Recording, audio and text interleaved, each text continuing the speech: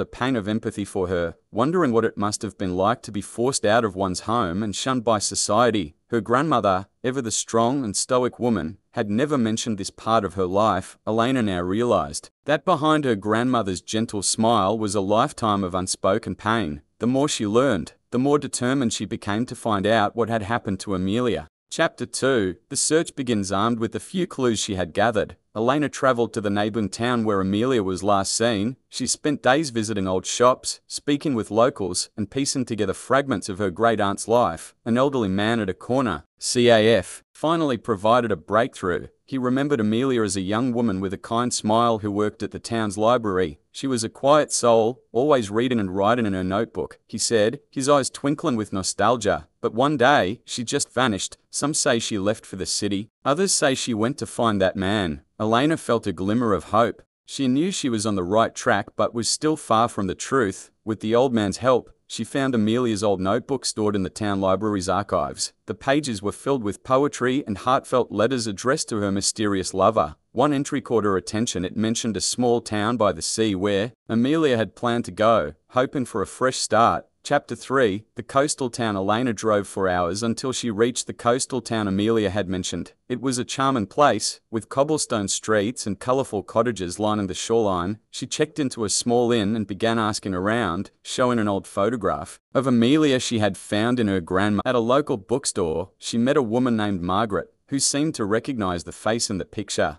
I remember her. She came here looking for work many years ago. She was quiet, but there was always a sadness in her eyes. I think she rented a small cottage on the hill. Elena's heart raced as Margaret led her to the cottage. It was abandoned, covered in vines and ivy, but it still held a sense of familiarity. Inside, Elena found a few belongings left behind: a hairbrush, a broken picture frame, and another unfinished letter. It seemed Amelia had planned to return to her family but had never mustered the courage. The cottage felt like a place where stories had started but had Chapter 4. A shocking revelation. As Elena continued her search, she came across an old hospital in town and decided to check their records. After some persuasion and a long wait, she was allowed access to the archives. She found a record for Amelia. Her great-aunt had been admitted to the hospital almost 30 years ago. She had given birth to a child, but tragically, complications had taken her life. Elena was devastated. She had hoped to meet Amelia, to bring her back to the family, but it was too late. However, the records didn't end there. The child Amelia had given birth to had survived. The hospital records showed the baby had been adopted by a local family but provided no further information. Elena's quest was no longer just about her great-aunt. She had a new purpose: to find Amelia's child.